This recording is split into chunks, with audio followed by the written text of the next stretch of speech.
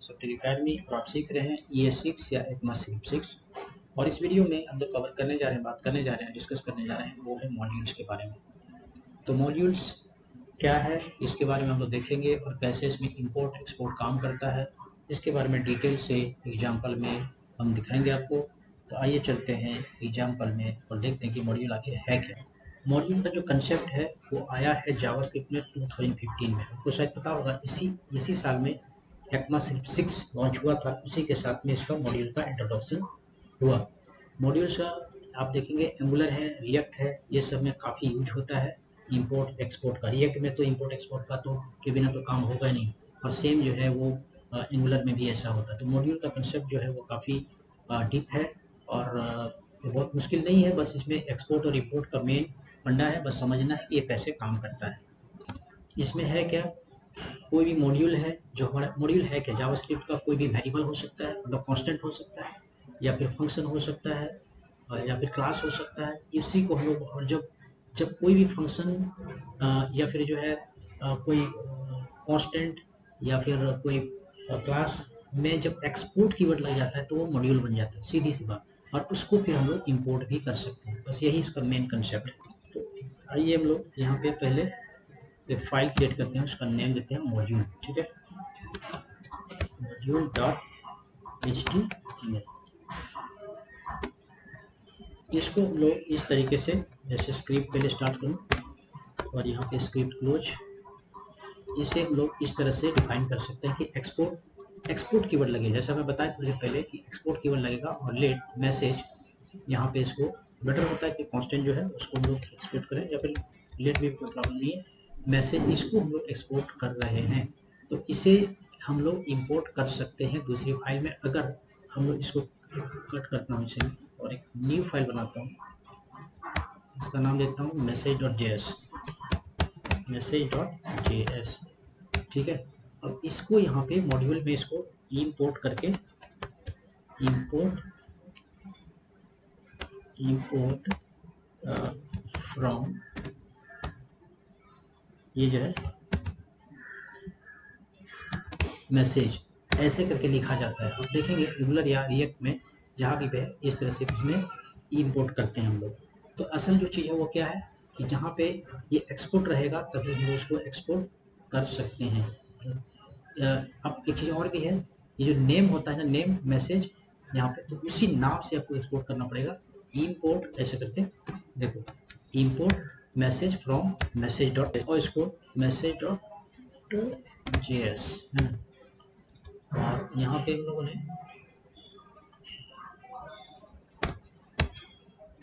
अच्छा ये सिंटेक्स है, लेकिन ये इंपोर्ट और मॉड्यूल को इंपोर्ट एक्सपोर्ट करने के लिए इसमें मॉड्यूल जो फंक्शन है उसकी ज़रूरत पड़ती है।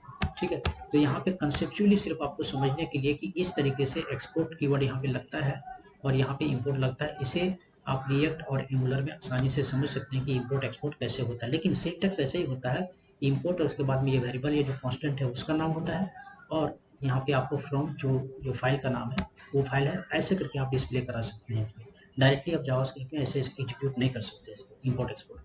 आइए इसके बारे में और डिटेल से हम लोग समझते हैं, जैसा मैं अभी दिखाया कि ये हो गया। अच्छा, इंपोर्ट सिर्फ और एक्सपोर्ट सिर्फ मैसेज, मतलब जो कोई वेरिएबल या उसको ही नहीं किया जा सकता है, फंक्शन होगा उसके पहले भी अगर लगाएंगे तो ये फंक्शन अब एक्सपोर्ट हो गया, इसको वहाँ पे रिटर्न किया जा सकता है। ठीक है, उसी तरह से इस तरह का भी फंक्शन हो जिसको एक्सपोर्ट आप ऐसे भी लगा सकते हैं, यहाँ पे क्लास को एक्सपोर्ट कर सकते हैं आप, है ना। जिसके पहले भी एक्सपोर्ट लगेगा वो एक्सपोर्ट हो जाएगा उसमें। अब है यहाँ पे वही इसमें दिखा रहे हैं कि फंक्शन ऐसे करके लॉग लर्न करके ऐसे दिखा सकते हैं। फंक्शन ये 6 ये हो गया, console.log ये 6 लगा सकते हैं। और अच्छा, अब यहाँ पे एक चीज़ देखो, ऊपर में अगर आप देखेंगे इसमें क्या हो रहा है कि एक्सपोर्ट हम शुरू में ही लगा दे रहे हैं, है ना, फंक्शन के पहले ही, फंक्शन के नाम से पहले, या फिर जो है क्लास के नाम के पहले। लेकिन अगर आप चाहें तो उसको बाद में भी लगा सकते हैं, पहले फंक्शन डिक्लेयर करेंगे और एक्सपोर्ट बाद में करेंगे। रिएक्ट में आप देखेंगे जैसे ही रिएक्ट को आप इंस्टॉल करेंगे वहाँ पर आप देखेंगे कि ऐप ऊपर में फंक्शन लिखा हुआ है, एक्सपोर्ट डिफ़ॉल्ट ऐप लिखा रहता है नीचे में। तो जो एक्सपोर्ट जो रहता है वो ज़्यादातर मैक्सिमम जो है नीचे ही रहता है, लेकिन ये ज़रूरी नहीं, ऊपर भी हो सकता है, मतलब साथ ही साथ हो सकता है फंक्शन या क्लास के, या फिर उसके नीचे भी हम लोग उस नाम से एक्सपोर्ट कर सकते हैं। इंपोर्टिंग करने के लिए क्या करना है, सीधी सी बात, जैसा मैं अभी दिखाया आपको, इंपोर्ट करने के बाद कर्ली ब्रेसेस लगता है, फ्रॉम जो फाइल का नाम है वो लगाना है, ठीक है। तो कर्ली ब्रेसेस लगेगा इसमें, और उसके बाद में फ्रॉम लगेगा, और जो फाइल है ये इंपोर्ट एक्सपोर्ट का पूरा सिस्टम ही है पूरा एंगुलर और रिएक्ट में, आप उसको देखेंगे। ये इसलिए बताया जा रहा है आपको यहाँ पे, ताकि आप लोग जब कभी भी आप इस तरह के जो फ्रेमवर्क है अगर आप देखें तो आपको ऐसा ना लगे कि यार ये हो क्या रहा है ना। एक्सपोर्ट लेट मैसेज ऐसा करके, फिर यहाँ पे भी है ये दिया, और यहाँ पे इसको भी ये दिया हमने। अब है मल्टीपल इंपोर्ट को किया जा सकता है। जैसे मान लो कि app.js में अगर हमारे पास दो हमने इंपोर्ट लिखा है, उसमें मैसेज भी है और सेट मैसेज भी है, तो दोनों को एक साथ कॉमा कॉमा करके लगा सकते हैं। आप देखेंगे रिएक्ट और एंगुलर में बहुत सारी चीज़ें ऐसी होती है जो सिंगल इंपोर्ट में हम लोग कॉमा कॉमा लगा के हम लोग लगा सकते हैं। तो ये इस तरह से काम करता है इसमें, ठीक है।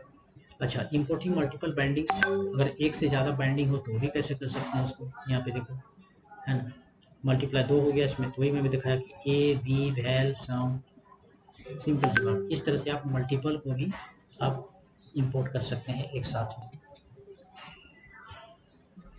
अब है, अगर एक साथ बहुत सारी चीज़ों को ये स्टार लगा दिया, मतलब ऐसे अलग अलग आपको करने की ज़रूरत नहीं। अगर एक साथ बहुत सारी चीज़ों को इंपोर्ट करना हो एक ही क्लास के अंदर में, तो यहाँ क्या करना है आपको, स्टार एस्टिक्स मार्क लगाने से इसके अंदर जितना भी एक्सपोर्ट किया हुआ है सब के सब कॉल हो जाएगा यहाँ पर, ऐसे इंपोर्ट स्टार लगाने के बाद। एलियास नेम भी प्रोवाइड कर सकते हैं हम लोग इंपोर्ट के टाइम में और एक्सपोर्ट के टाइम में भी। फॉर एग्जाम्पल, जैसे हमारा फंक्शन का नाम क्या है, देखो ऐड टू नंबर्स, क्या है, ऐड टू नंबर्स।